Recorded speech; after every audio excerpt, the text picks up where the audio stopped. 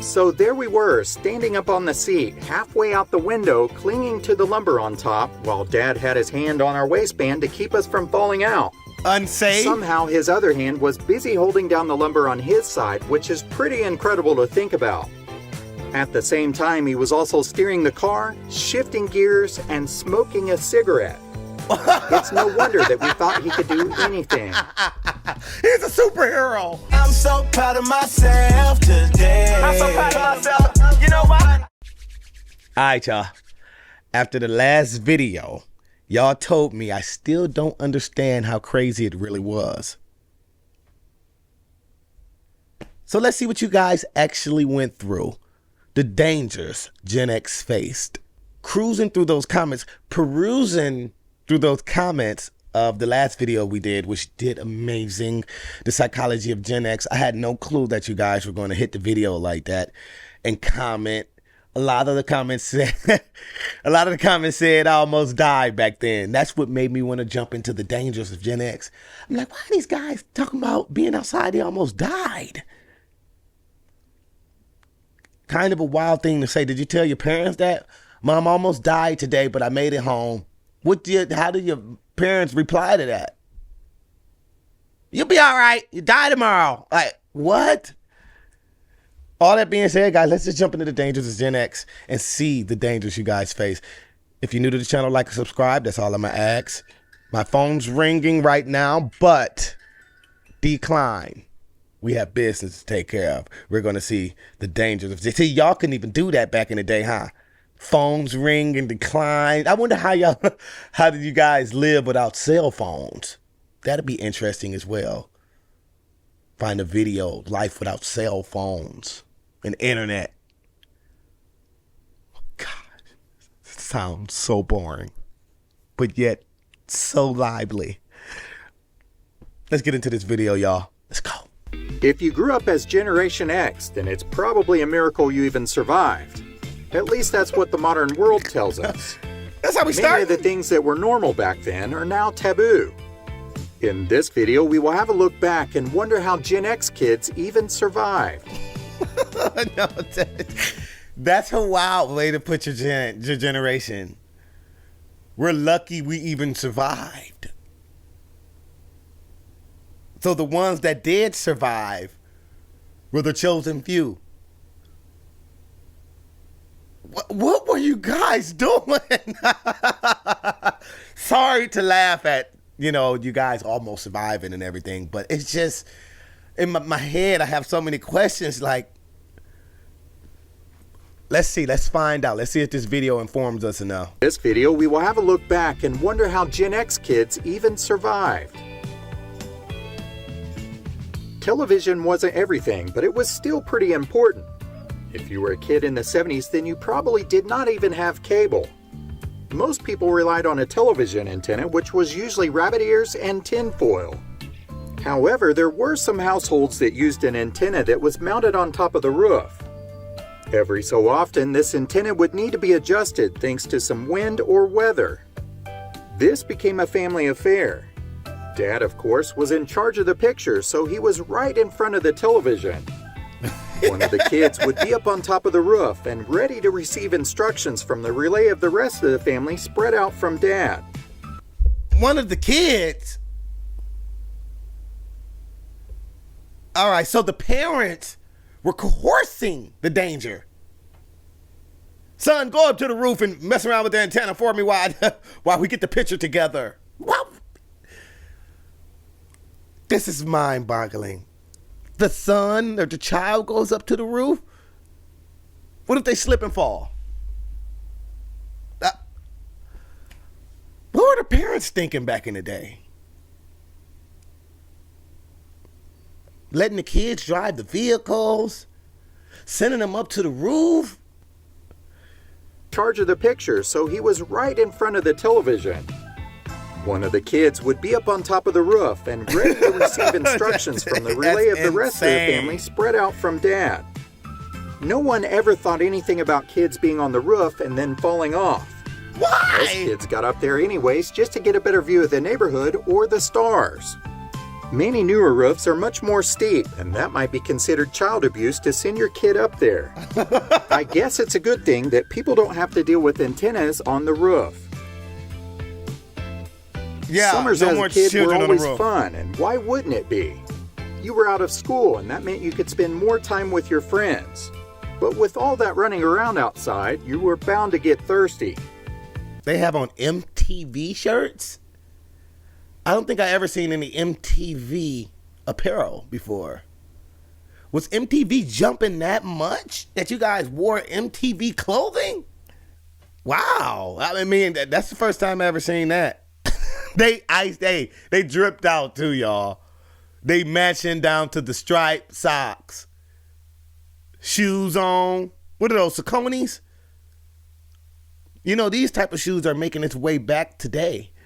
You know, these shoes are popular to wear with some clothes now.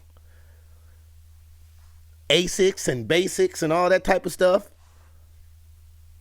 Around outside, you were bound to get thirsty. There's nothing quicker and more refreshing than a sip from the garden hose.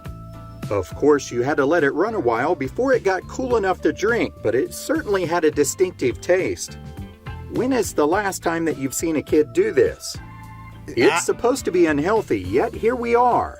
But occasionally, I still take a sip from the garden hose. The garden hose was also connected to a couple other activities that parents today may consider them to be too dangerous. The first one was the slip and slide. The older editions of the slip and slide were a little bit more dangerous, and some kids broke bones or chipped teeth on these, but just about everyone slid off the end or over the side and got a grass or rock burn. Believe it or not, they still sell these, but they are a little bit safer. This next item, however, I'm not so sure about.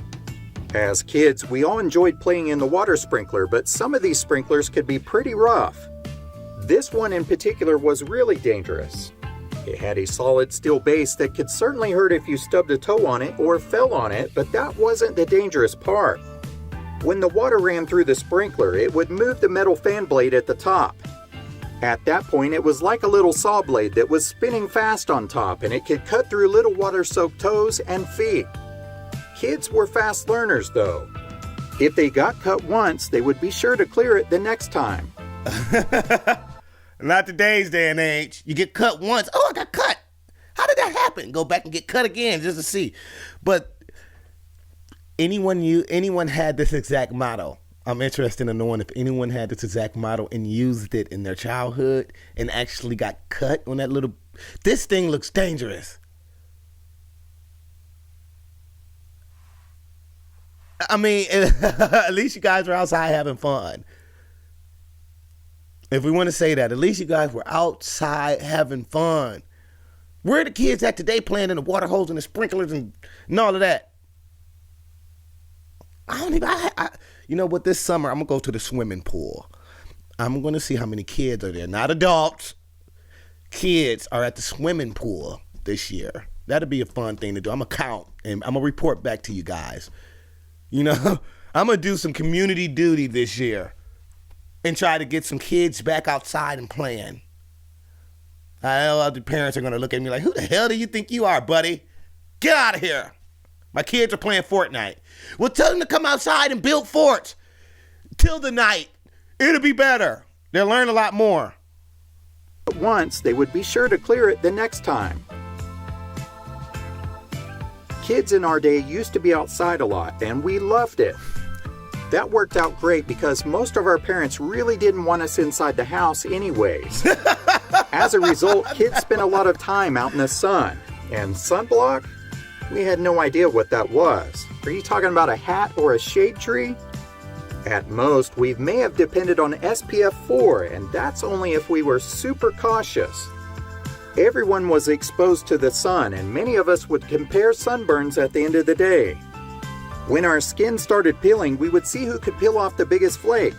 Oh look, that one looks like Texas. Oh, disgusting. It also wasn't uncommon to see teen girls and young women laying out and trying to get that golden beach tan. Quite often, they would speed up this process by using either coconut oil or tanning oil. Today, most kids get lathered up with anything from 30 SPF to 100 SPF. I don't know anything about sunscreen, guys. I'm black. I don't know if any black folk use it, but I never ever had to put sunscreen on. So I don't know anything about sunscreen. But for you guys to compare sunburns and just pull layers of skin off your body and compare them, this one looks like Texas. This one looks like Ohio over here. What in the heck? That's disgusting, y'all. Walking around. I can't even imagine. Hey, a whole group of people just hey, look at mine. I'm burnt all the way down. You guys just peeling your skin off. Like, imagine seeing that. Anyone still have any skin saved from back in the day? Put in the comment. That'd be disgusting.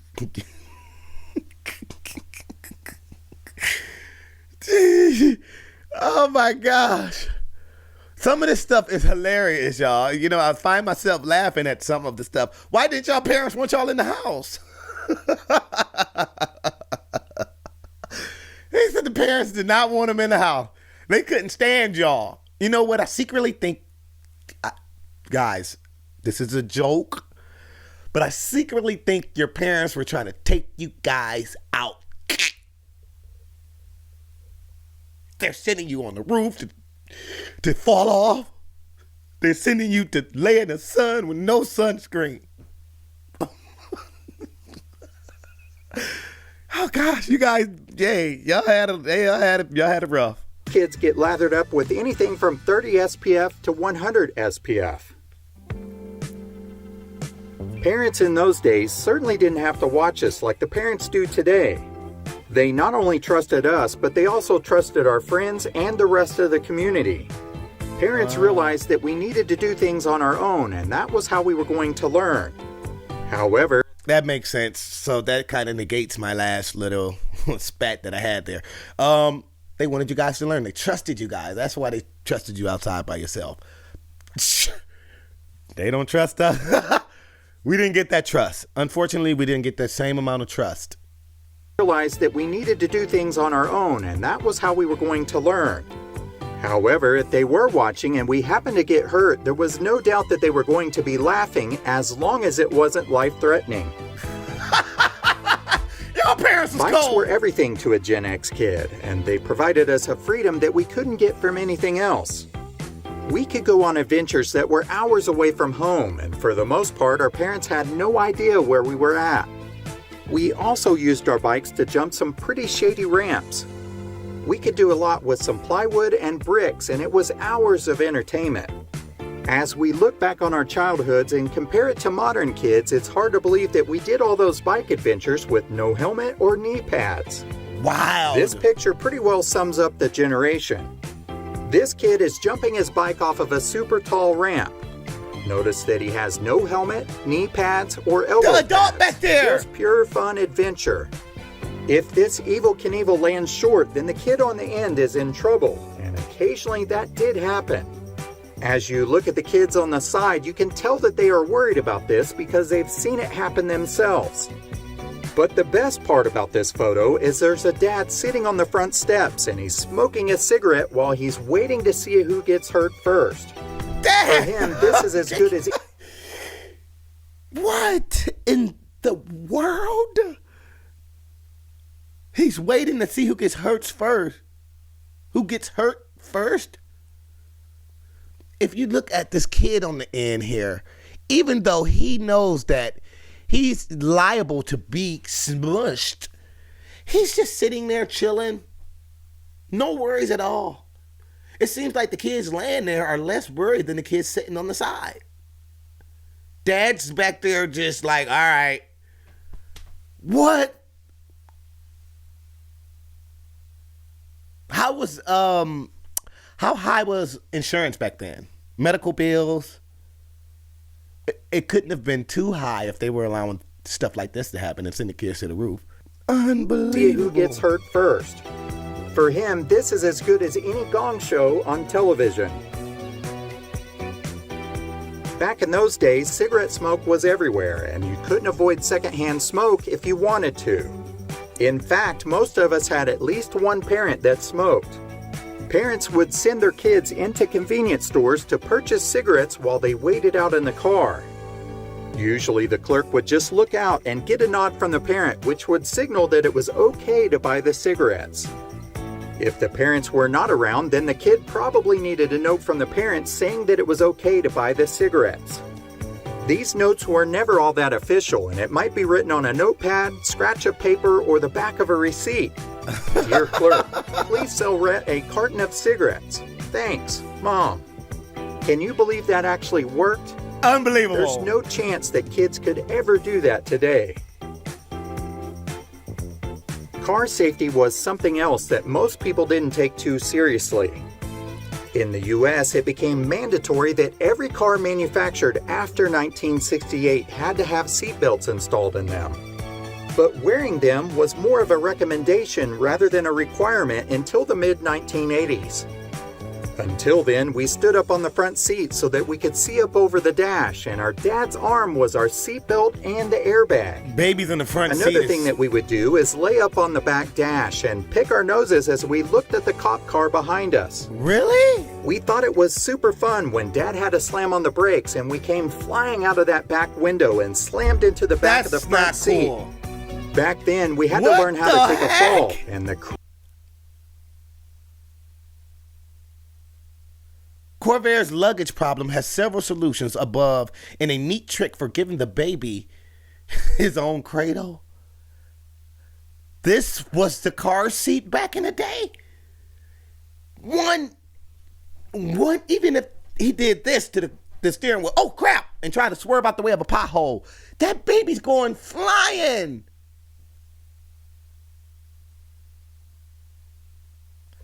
Okay, it's not cool, y'all. The babies were in danger.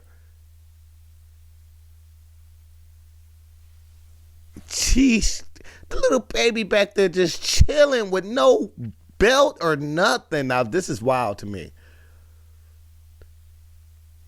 super fun when Dad had to slam on the brakes and we came flying out of that back window and slammed into the back of the front seat. Back then, we had to learn how to take a fall, and the crazy thing about it is we couldn't wait to get back up there and try it again. First you don't succeed, get back up and try trucks were again. not as common as what you see today, and people that had boats would haul them with regular cars, even Cadillacs. And when Dad needed lumber, it was going on the roof of the car so that it could come home. He would tie it down a little, but it was still our job to help hold the lumber down as it was stacked on the roof.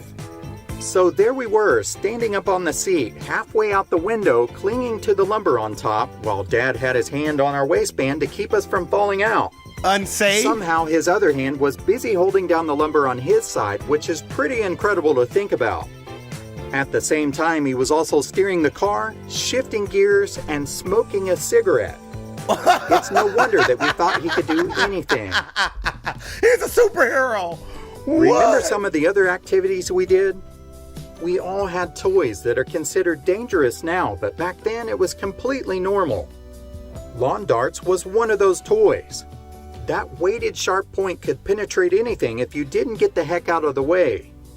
Clackers, click-clacks, or knockers had the possibility of shattering and sending shards of plastic flying through the air like shrapnel. What the heck is a clacker, click-clack, or a knocker? I've never seen these things before. What do you do with them? Clack them together? How much excitement can you get out of those? 2 balls. And sending shards of plastic flying through the air like shrapnel. Yet somehow some of these clackers survived. In fact, here is my pair from the 70s. He still got his clackers. His balls still clacking together. All the way from the 70s, his balls still work. I mean, I guess that those will help for kind of like ADHD or something. 2 balls clacking together constantly in your face. That might help. Do they still sell these balls? Might have to get me a pair. Back then, we learned how to entertain ourselves with the simplest of things. Do you remember making long chains from soda and beer can pull tabs? According to what they say today, we could have been badly cut at any moment, yet most of us had minor cuts, if any. But one dangerous activity that we all did was kite fighting. Remember this one? Kite fighting. You would fasten razor blades to the side of your kite and then swoop it down so that you could cut the string of your friend's kite. What? If you were successful, then that kite would keep flying forever. But if your kite took a nosedive to the ground, then you better be quick and get out of the way of those razor blades. Who thought BB of guns that? were another item that was quite common. Kids could go all over town with one on the front of their handlebars, and the BB wars would certainly get intense. Back then, we definitely did not have safety at the top of our list when those broke out. We seen that movie. We reacted to that movie. Search it up, guys. Firecrackers were certainly a lot more accessible than they are today. It seemed like you could pop them off in every city and it was perfectly legal.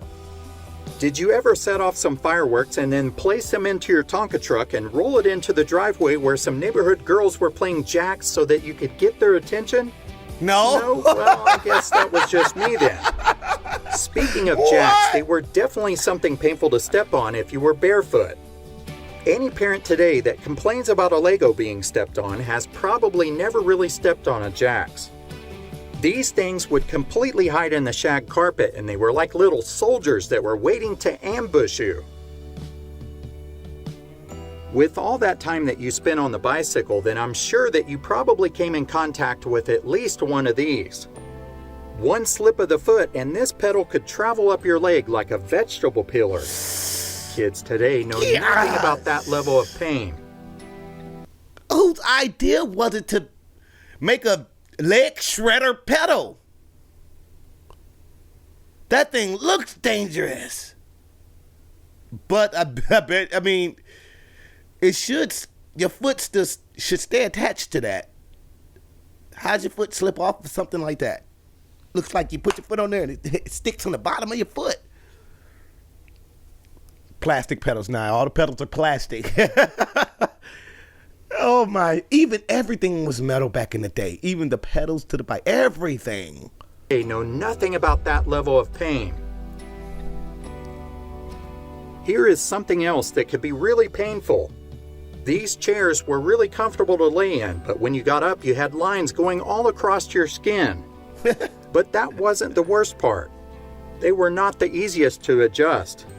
You had to bend them all the way in so that you could adjust them further out. One wrong move and the hinges of these torture devices could snap down on you like a bear trap and take off a chunk of skin. Are these chairs even sold today? Despite all the dangers that were lurking all around us, it really was a special time to grow up in. People were friendly and neighbors were someone that you could count on. Some of the dangers that we see today are completely different than what we faced. Do you have any special memories that you would like to share? Let us know in the comments below. As always, thank you so much for watching. Guys.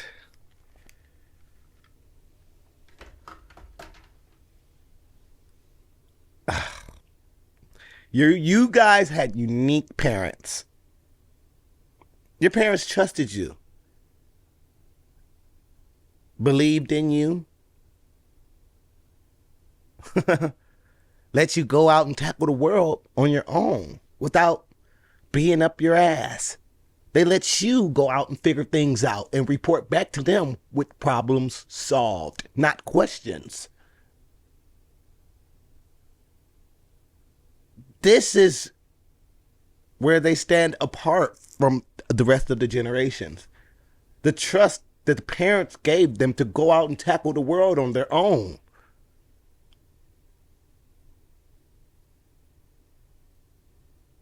When they got injured, hurt, anything, the parents today, a kid gets hurt, instantly the kid, mommy, look, oh my God, what happened? You got a paper cut. Let's go to the hospital. Back then, it seemed to be different.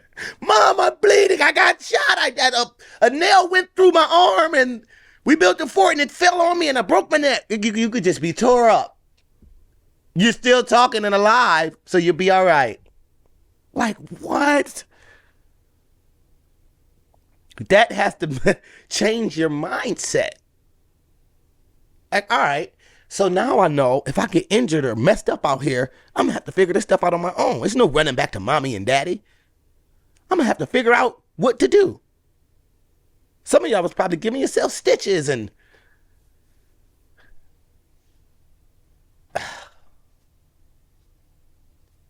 I don't want to keep ragging our generations and the generations to come and saying that we suck, guys, because we're the future. So if I keep saying that, then I'm saying the future sucks. We're headed back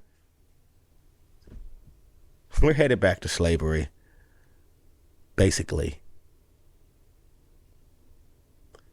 You know, I don't want to say that. I don't want that to be our projection. We could fix it. We could change it. I don't know how.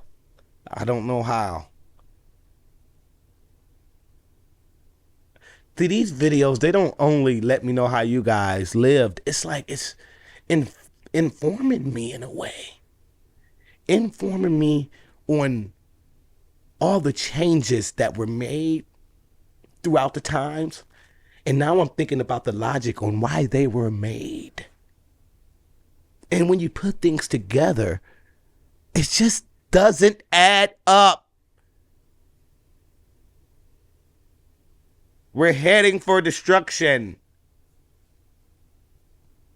I'm not trying to sound like a fear monger here or whatever.